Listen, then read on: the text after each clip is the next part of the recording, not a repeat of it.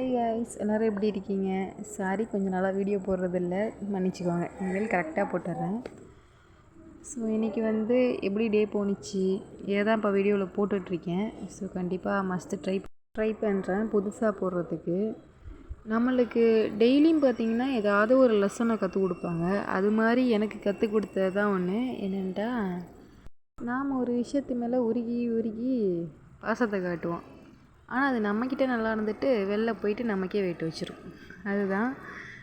ஏன்னா நான் இதை நிறைய இடத்துல அனுபவிச்சிருக்கேன். எப்படின்னா, நான் ஒரு நம்ம ஒரு நல்ல ஒரு எஃபர்ட் போட்டாலும் அது நம்மளுக்கு அப்படியே ஆப்போசிட்டாக தான் போய் முடியும்.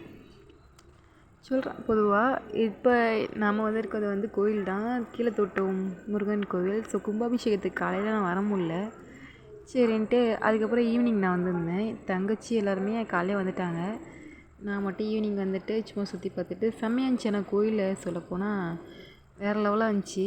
எப்படின்னா, எனக்கு அந்த பழனி லைட்டாக அந்த ஃபீல் வந்துச்சு. எப்படின்னா, அழகாக அந்த ஓம் முருகா இதெல்லாம் எழுதியிருந்ததை பார்த்து, அப்புறம் நீட்டுக்குமே கடை இருந்துச்சு. ஸோ கோயிலுமே நல்லா விஸ்தாரமாக பெருசாக தான் கட்டியிருக்காங்க. ஒரு முருகன் பக்தி அது உங்களுக்கே தெரிஞ்சிருக்கும். சஷ்டி கார்த்திகைலாம் விடாமல் நம்ம விரதம் எடுக்கிற ஆள். ஆனால் அந்த முருகன் கோயிலுக்கு வர முடியாமல் போனதே ஒரு மாதிரி கஷ்டமாக இருந்துச்சு. ஆனால் அந்த கோயிலுக்கு கும்பாபிஷேகத்துக்கு அடுத்த சஷ்டிக்கே நான் விரதம் எடுத்து அந்த கோயிலுக்கு வந்துட்டேன். ஸோ அந்த விதத்தில் நான் ரொம்ப கிரேட்ஃபுல் தான்.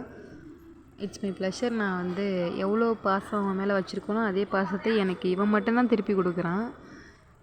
அதனால் நான் எந்த முருகன் கோயிலாக இருந்தாலும் வெக்கப்படாமல் கூச்சப்படாமல் போய் நான் பாட்டு நல்லா வாங்கி சாப்பிடுவேன்.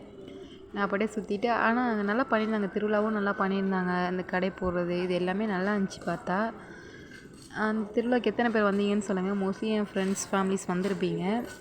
ஸோ அப்படியே முடிச்சுட்டு வந்துட்டு அதோட நைட்டுக்கு பார்த்திங்கன்னா அப்பா வஞ்சரம் மீனாக அது வாங்கிட்டு வந்திருந்தாங்க. ஸோ அப்படியே சாப்பிட்டுட்டு அப்படியே கொஞ்சம் ரிலாக்ஸ் ஆகி உட்காந்தாச்சு. ஸோ நெக்ஸ்ட் டேக்கு பார்த்திங்கன்னா கஞ்சை போட்டுட்டானுங்க. நம்ம வீட்டில் ஒரு நாள் நான்வெஜ்னால் அடுத்த நாளே பார்த்தா ரசமாக தான் இருக்கும். சரின்ட்டு கஞ்சை போட்டு சாப்பிட சொல்லிட்டாங்க. அப்புறம் பார்த்தா அந்த பால் ஒரு பொண்ணு சும்மா கிளாஸில் உட்காந்து விளாண்டுட்டு இருந்தான்னு வாங்கி வச்சுருந்தேன். ஆனால் அது இவ்வளோ எஃபர்ட் ஆகின்னு பார்க்கல. பாருங்கள் பகலில் எப்படி லைட் அடிக்குதுன்ட்டு. அதோட சரின்ட்டு அப்புறம் ஸ்நாக்ஸ் பார்த்தேன். பால் பவுட்ரு எத்தனை பேர் சாப்பிட பிடிக்கும்? எனக்கு ரொம்ப பிடிக்கும்.